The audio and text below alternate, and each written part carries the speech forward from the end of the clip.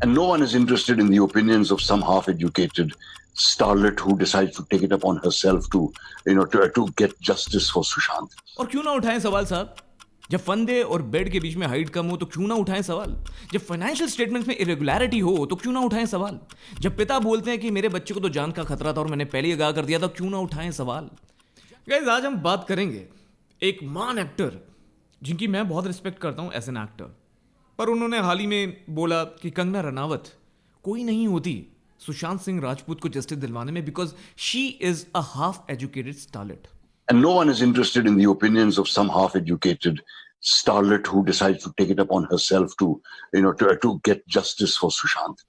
मतलब उन्होंने बोला कि कंगना रनावत को बहुत पढ़ा लिखा होना चाहिए और वो तभी जस्टिस दिलवा सकती हैं सुशांत सिंह को. तो नसीर चाचा, एक बात बताइए, किसी कैंपेन में अपनी आवाज उठाने के लिए क्या मुझे डॉक्टर की पढ़ाई करनी चाहिए? क्या अगर किसी 5 साल की लड़की का रेप हो जाता है तो उसके खिलाफ अगर मैं बोलता हूं तो क्या मुझे इंजीनियर होना चाहिए तभी मैं बोल पाऊंगा?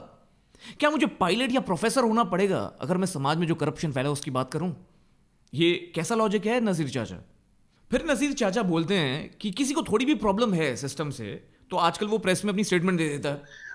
Every person who has any little frustration in his mind, in his heart about the commercial industry has been vomiting it out to the press. It is absolutely disgusting. I mean, keep these complaints to yourself. No one is interested. तो नसीर चाचा, एक बात बताइए, ये जो गुड़गांव में जहां मैं रहता हूं, ये जो सारा फ्लड हुआ है, जो सड़कों पे जो ये कारें डूबी हुई हैं पानी में, जो आप देख रहे हैं अपनी स्क्रीन पे, क्या इसके खिलाफ बिल्कुल नहीं बोलना चाहिए? सिस्टम पे भरोसा रखना चाहिए? क्यों जब कभी आपके घर में चाहे एसी ना हो, गीजर ना हो, माइक्रोवेव ना हो, पर आपका बिल कभी कभी 1 लाख का आ जाता है? क्यों? क्योंकि प्रोसेस बहुत अच्छा है और भरोसा रखना चाहिए उस पर. क्यों करोड़ों केस कोर्ट्स में 10-15 साल तक चलते रहते हैं, उनका डिसीजन नहीं आ पाता? तो फेथ रखना चाहिए और चुप बैठना चाहिए. आपको क्या यही लगता है नसीर चाचा? क्यों होती है टैक्स की चोरी और जो टैक्स की रेड मारता है उसकी होती है तिजोरी पूरी? क्यों? सोचा है कभी? आप कहते हैं have faith in the law. If there is any justice that needs to be done, I think we need to have faith in the process of the law. तो मतलब अगर आपके सामने कुछ घटित हो रहा है, अगर आपके सामने कुछ दिख रहा है आपको, अगर आपके मन में सवाल घूम रहे हैं, तो नहीं, बस अंदर अंदर बात करो, ध्यान में चले जाओ, वहीं जवाब मिलेगा. नसीर चाचा, आप शायद कंगना रनावत को लाइक नहीं करते होंगे, पर कंगना रनावत अपने लिए कर रही होंगी, चलिए वो भी मान लिया. पर ये जो सच्चाई की मुहिम है, इसमें कोई भी जुड़ रहा है, चाहे कंगना हो चाहे कोई और भी हो, उनको सपोर्ट करना जरूरी है. जब एक दाल में काला नहीं, पूरी दाल ही काली हो ना, तो सवाल उठाने बड़े इंपॉर्टेंट हो जाते हैं. जहां फैक्ट्स हो चाहे लॉजिकल हो, ऐसे सवाल तो उठाने चाहिए. यहां कोई अजम्पशंस की बात नहीं हो रही, यहां ऐसी बातें हो रही हैं जो सबको दिख रहा है. सब कंफ्यूज हैं कि इस पे डिसीजन क्यों नहीं आ रहा, इस पे कार्रवाई क्यों नहीं हो रही. तभी लोग सीबीआई इंक्वायरी की मांग कर रहे थे. कंगना जैसे कुछ लोग जब सामने आए और उन्होंने ये सवाल उठाए, तभी पब्लिक में जागरूकता हुई. ये आप इसको डिनाई नहीं कर सकते हो, क्योंकि घास इतनी भी ग्रीन नहीं, आसमान इतना भी ब्लू नहीं है नसीर चाचा. आज भी गलती से भी अगर आप एम्बर लाइट पे रेड लाइट क्रॉस कर लेते हैं तो आपको कोई पुलिस ऑफिसर पकड़ के ये बोल सकता है कि भाई अपना लाइसेंस दिखाओ, वो भी जो नेम प्लेट है वो उल्टी पहन के, और आप बोलो कि भाई चलान कर दो, तो नहीं, चलान नहीं करेंगे, लाइसेंस जब्त करेंगे, जिससे आप पे प्रेशर बनाया जाए, जिससे गांधी जी का जो नोट है वो निकाला जाए. ये हम सबको पता आज भी होता है. तो जब रेड लाइट पे हो सकता है तो इतने बड़े केस में कैसे फेथ कर लें साहब? कैसे? पासपोर्ट कैसे बनते हैं, लाइसेंस कैसे बनते हैं, हम सबको पता है. कैसे कर लें फेथ?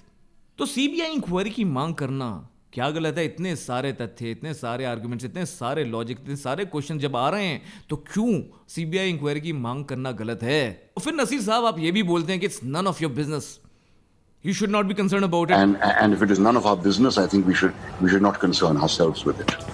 तो एक बात मैं बता दूं नसीर चाचा, इस देश में कहीं भी किसी भी लड़की के साथ अगर छेड़खानी होगी ना तो ये मेरा बिजनेस है. कोई भी बालिग या नाबालिग लड़की के साथ अगर दुर्व्यवहार होता है तो ये मेरा बिजनेस है. अगर हमारे यूथ को ड्रग्स परोसी जा रही है ना तो ये हमारी पूरी कंट्री का बिजनेस है. किसी की भी बुलिंग हो, हैरेसमेंट हो, चाहे वो बॉलीवुड में हो, चाहे कॉलेज में हो, चाहे एक स्कूल में हो, ये हम सबका बिजनेस है नसीर चाचा, ये सबका बिजनेस है. और अगर आपका बिजनेस नहीं है ना तो ये शर्म की बात है, नाज की नहीं. देश की हर समस्या मेरा बिजनेस है. ओटीटी में बस समय बिता के नेटफ्लिक्स देखना, प्राइम वीडियो देखना, या पबजी मोबाइल खेलना यही नहीं है। इस देश के हर गंभीर मुद्दे पे आवाज उठाने का वक्त है, आंखें बंद करके चुप बैठने का नहीं। और क्यों ना उठाएं सवाल साहब? जब फंदे और बेड के बीच में हाइट कम हो तो क्यों ना उठाएं सवाल? जब फाइनेंशियल स्टेटमेंट्स में इरेगुलरिटी हो तो क्यों ना उठाएं सवाल? जब पिता बोलते हैं कि मेरे बच्चे को तो जान का खतरा था और मैंने पहले ही आगाह कर दिया था, क्यों ना उठाएं सवाल? और जब इतने लोगों की भावनाएं जुड़ी हैं तो क्यों ना उठाएं सवाल? इतने जो सारे आर्गुमेंट्स हैं, जब उनके आंसर्स ना मिले तो क्यों ना उठाएं सवाल? क्या उन सवालों को उठाने के लिए मुझे बहुत बड़ा इंसान होना चाहिए, बहुत ज्यादा एजुकेशन होनी चाहिए मेरे पास? ये कैसा लॉजिक है नसीर चाचा? क्या आपकी फिल्मों में ऐसा नहीं होता कि एक छोटा बंदा, एक गांव का बंदा बड़े बड़े काम कर जाता है? हमने देखा है, हमारे देश में भी कई ऐसे लोग हुए हैं जिन्होंने कहीं से स्टार्ट किया और कहां पहुंच गए। तो क्या उनको एजुकेटेड होना चाहिए था, तभी वो अपनी लाइफ में आगे बढ़ पाते? अपनी लाइफ में आगे बढ़ने के लिए एटीट्यूड की जरूरत है, ब्रेवरी की जरूरत है, साहस की जरूरत है, जो कई लोग दिखा रहे हैं और आप उन लोगों को चुप करवा रहे हैं। और चुप ही हो जाते लोग तो कैसे गोविंदा एक सुपरस्टार बनता, कैसे धर्मेंद्र एक सुपरस्टार बनता, कैसे सचिन तेंदुलकर एक गॉड ऑफ क्रिकेट बनता? एजुकेशन से सब ये लोग नहीं बने हैं, आप तो भली भांति जानते हो। So the logic of education is totally farce. तो सोचिएगा गाइस, क्या आप नसीर चाचा के साथ हैं? क्योंकि कुछ लोग दे रहे हैं उनका साथ, उनकी हाँ में हाँ मिला रहे हैं, दिख रहा है सोशल मीडिया पे। क्यों? शायद कोई जला है या उनकी आंखों में कोई षड्यंत्र पला है, बिकॉज इन लोगों की यही तो एक कला है। गाइस सोचिएगा, मेरा काम है यहां आपको ऐसे तथ्य देना जिससे आप सोच सकें, और ऐसे लोगों को जो स्टूडेंट इंटेलेक्चुअल्स हैं उनको चुप करवाने का काम है मेरा। क्योंकि जो पेड मीडिया है ना, तो वो तो अपनी गेम खेल रहा है। यहां पेड मीडिया नहीं है, यहां है जागरूकता, यहां है बात सच की, लॉजिक की और हिपोक्रेसी को अनकवर करने की। जरूर बताइएगा कि आपको इस मामले में क्या लगता है, क्यों नसीर साहब ऐसा बोल रहे हैं और क्यों कुछ मीडिया के बंदर लगे हुए हैं अपना फ्रंट क्रिएट करने में जिससे अलग दिखें, पर उनका भांडा फोड़ हो रहा है और होता रहेगा। तो अगर आप मेरे ऐसे ही वीडियोस देखना चाहते हैं, अगर ऐसे ही लोगों को एक्सपोज होते हुए देखना चाहते हैं, तो जरूर सब्सक्राइब करिएगा इस चैनल को, नोटिफिकेशंस ऑन कर लीजिएगा जिससे आपको पता चल जाए नेक्स्ट वीडियो जब भी अपलोड हो। गाइस मैं फिर से मिलूंगा ऐसे ही रोस्ट में, ऐसे एक्सपोज में, ऐसे डी कोड में। तब तक के लिए शब्बा खैर, खुदा हाफिज, सत श्री अकाल, राम राम, चीयर्स एंड बाय।